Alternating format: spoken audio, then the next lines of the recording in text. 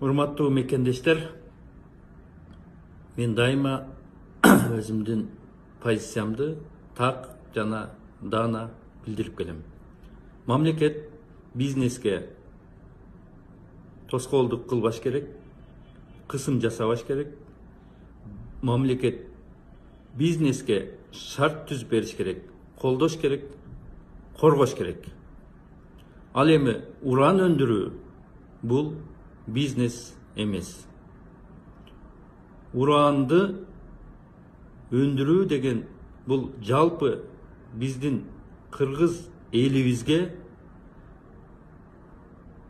жалпы жаратылышыбызга зыян келтирет.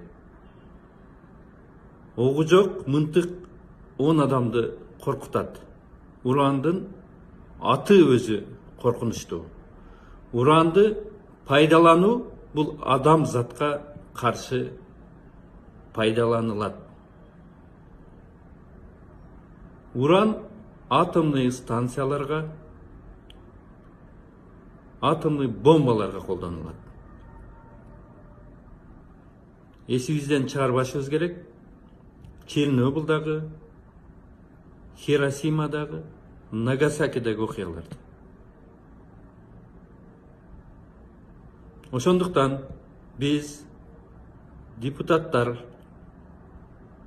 мыйзам сунуштап жатабыз. Жалпы Кыргыз мамлекетинде, Кыргыз мамлекетинин территориясында уранды чалгындоо, уранды өндүрүү, жалпы эле уран иштери 2070-жылга чейин токтотулсун. 50 жылга моратория киргизип, ушундай мыйзамды сунуштап жатабыз. Жалпы биздин депутаттар, коллегаларыбыз колдоп берет деп ишенебиз.